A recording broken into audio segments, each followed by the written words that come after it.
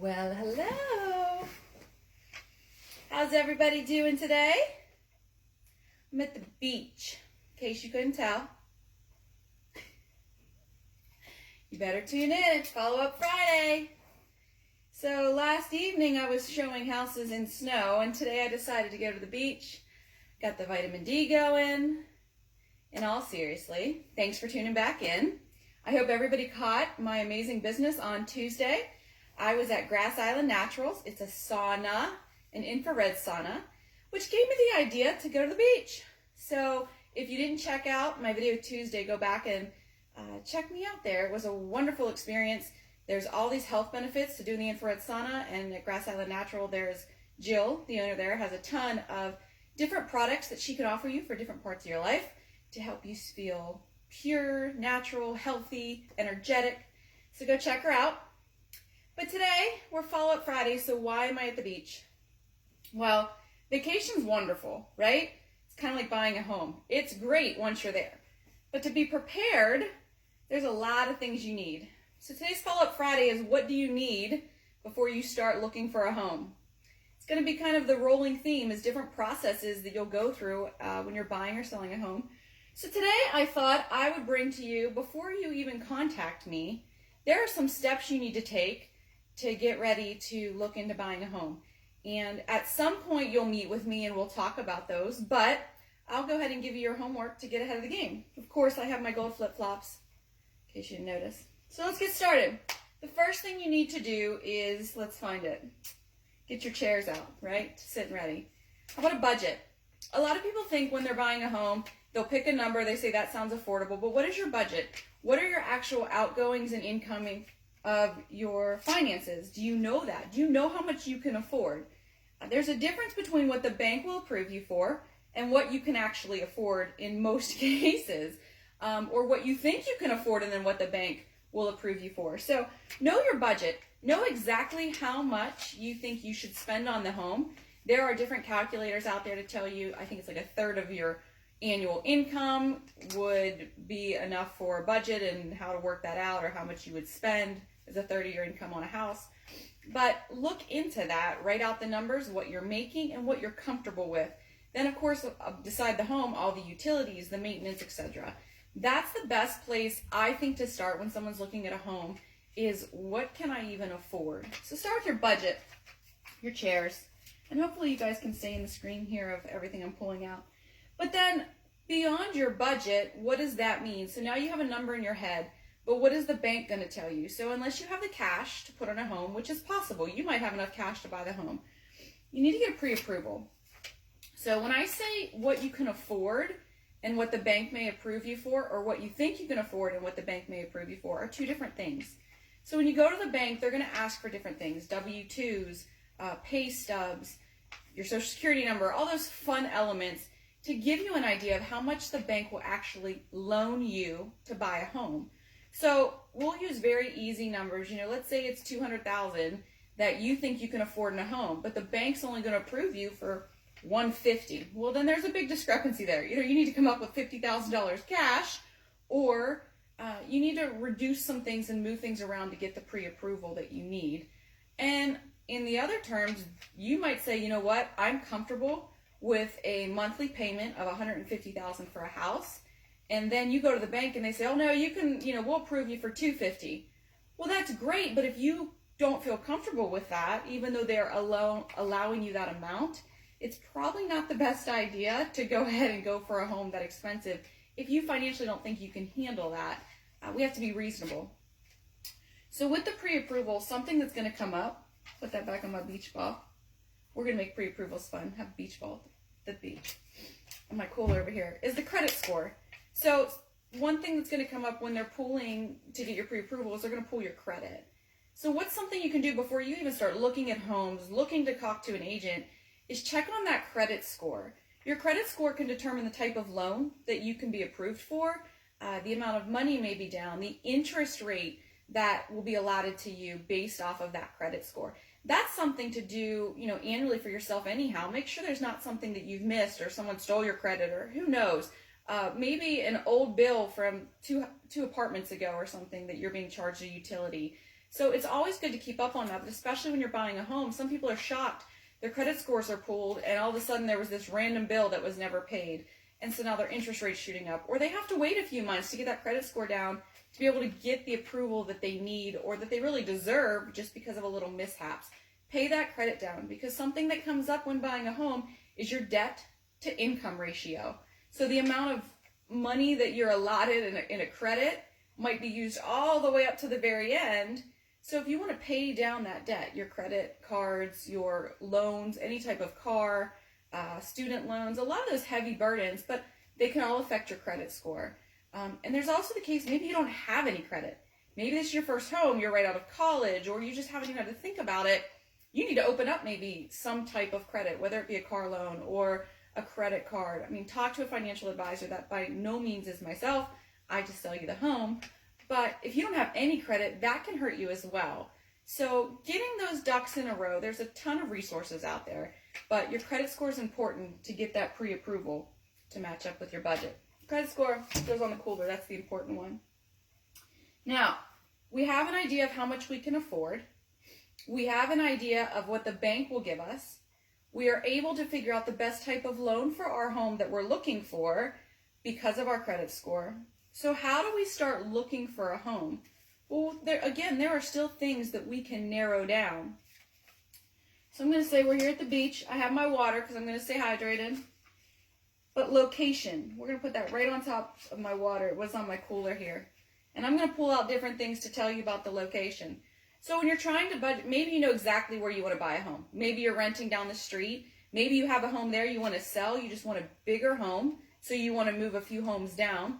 But location is really important, especially when I know we're here in the city of Pittsburgh or near Pittsburgh. There's, like most cities, north, south, east, and west. And even in Pittsburgh, they joke, if you're in the south, you got your passport to come north or vice versa. But that's really important for your commute. So your location. So you need your Gatorade. How about taxes? This is going to be your taxes. When you look at the taxes of an area, it's going to help determine part of what that home is that you can afford. So if you're approved of something, that doesn't necessarily mean that's status quo across every home you're going to look at. Different counties and different things like that will affect your taxes. And so then your taxes will affect your monthly budget because you'll pay that monthly. You can also pay it annually. But a lot of people roll that into a monthly budget with your taxes. What else? Maybe school district. We'll go this way. A nice cold beverage for school. That's probably not appropriate for school district. Let's go back. Wait. School district. Let's do mint water. Sorry, mint water for school district. Let's not do a drink yet. So your school district. Here's another drink you might have in your cooler for location. Your school district is important, not necessarily if you just have children. That's something a lot of people look at. You know, what school district are they going to put their kids in? But for resale as well. In Pittsburgh, there's really not a bad school. I hate to say that. In a lot of areas, I mean, you can make whatever you need to out of a school, but we are so blessed here in Pittsburgh. We have top-rated school districts. We really have educators that have their whole heart into things. And yeah, things have been a little different, but school district's important, not just for your children, if they're in the district and that's the right location for you, because remember, we're talking about location here on my water. But your school district's important for resale, because then there might be somebody else looking in that school district. Some people do need a bigger home or need to downsize, but they still have children at home, so they want to stay in that school district. So when you're looking to buy your home, that might be something that's important for you as well for resale. Crime rate. Okay, now maybe we can pull out this beverage. Crime rate. So that might be important for, let's say you're buying a home on your own. You are out looking for a home. You're single. It's your first home. You want to feel safe where you are. So again, that goes back to the location. Look up stats. Every county, every city has crime rates. And you can find a lot of specifics out. You can ask your agent, but they're not going to tell you what's a safe neighborhood. Technically, we're not really allowed to. You have to do your own homework. So these are, again, things that you need to do to prepare yourself before you contact your agent. Figuring out that location. What's the crime rate in that area? Again, it's online. It's very simple to figure out. Let's say you're moving and you're downsizing. You've been in a wonderful neighborhood, a huge home, but it's time to sell that, and you want to go somewhere retired. Maybe you're a snowbird, so you're heading Florida. We're going to the beach. you want your home to be safe when you leave Pittsburgh. So when you're downsizing, again, that crime rate's important. You've always been in a safe home, but now you want something a little smaller so you can have a house here in Pittsburgh. You can have one in Florida, the Carolinas, Texas. When it's a little chilly here in Pittsburgh, like today, it's snowing, but here on Featured by Frenchie, it's not. It's sunny with my vitamin D at the beach. So crime rate's important if you're looking for a location. And maybe it's not important. Maybe you are all armed up with your, Smith & Wesson and you're not worried about it, and that's fine too. Let's put some of these beverages back. One more thing that I have in my cooler with location, and yes, it might think I'm crazy because it's in my cooler, but is my sunscreen. What's your commute? One more part of location. So we're still talking about location, but when you're trying to narrow down where you're looking for a home, your commute is really important. Do you mind spending 45 minutes in the car? Do you mind a little bit of morning traffic? Or do you want to literally be able to get on your bike and ride down to work in the city or in Wexford? Or maybe you want a walking neighborhood like Mount Lebanon. They have a wonderful walking neighborhood, school district, everything is just walking. So your location's really important when you're looking for your home. Your commute is a big part of that location. Your commute to work, your commute to family, your commute to your church, your commute to your kids' activities. Are any of these things going to impact you more on a daily basis, or are they just weekends? But that's a big part of your location. So when you're narrowing down, now you know how much you can afford, you know how much the bank will loan you, you're all set up to go. You have to look at location. It really helps you to depict which area and which homes you can afford, because the same size home in two different parts of Pittsburgh may cost a different amount based off of just that location, north versus south, your county with your taxes. And now the most fun part. Oh wait, I missed one. We did our budget already. I have two budgets. See, budget's that important. That's what's when you're live. We have two budgets. So we got our location now. Now you're ready to actually call your agent. So I guess pre-approval and calling your agent can be one and the same, or steps that can be reversed. I think, and that's what I have my reading material down here, The Practical Negotiator. I mean, come on, I got to keep up on what I'm doing. There's a lot of negotiations in real estate. And The Cell by Frederick. But I have on this one, your agent, because at this point, that's when you need to contact me. That's when you're ready to say, you know what, I know where I want to move. I know how much I can afford. And then the one with the pre-approval is kind of give or take, because I think it's really important that you trust your agent and they have a relationship with your lender, because with your lender, we're going to be talking the whole time. An agent like myself, I have 4 or 5 lenders that are my go-tos based off of what you're looking for. And with that, I'm able to direct you, this lender is really good with first-time home buyers. This lender is really good with doctor loans. This lender is really good with a low credit score. This lender is really good with a jumbo loan, anything over like $450,000. So it's important that you have that relationship with lenders as well. And then you can have, or the trust with your agent, I have that relationship with the lenders. So that's kind of, I guess, goes back and forth, agent versus pre-approval, because I will give you those lenders to get pre-approved with, and then you'll be set to go to buy your home. If you go ahead and get pre-approved, that's okay. You can get pre-approvals or pre-qualified, which is even a little bit further of a step. With more than one lender, I wouldn't go shopping every day and do like 10 lenders, because there is a point that pulling that credit will affect your score. But you can pull your credit, the lenders can pull your credit a couple times. And correct me if I'm wrong, but I did double check with a lender on this. They can pull your credit a few times before it would actually affect your credit. So you might want to get, 1 or 2 different rates from different banks. So if you go ahead and get a pre-approval to get a ballpark, and then you talk with me, it's okay, because my lender can then pull your credit as well to get them get you a pre-approval. You can compare interest rates, the process, the person, whatnot. I appreciate you all tuning in today with Featured by Frenchie, my follow-up Friday.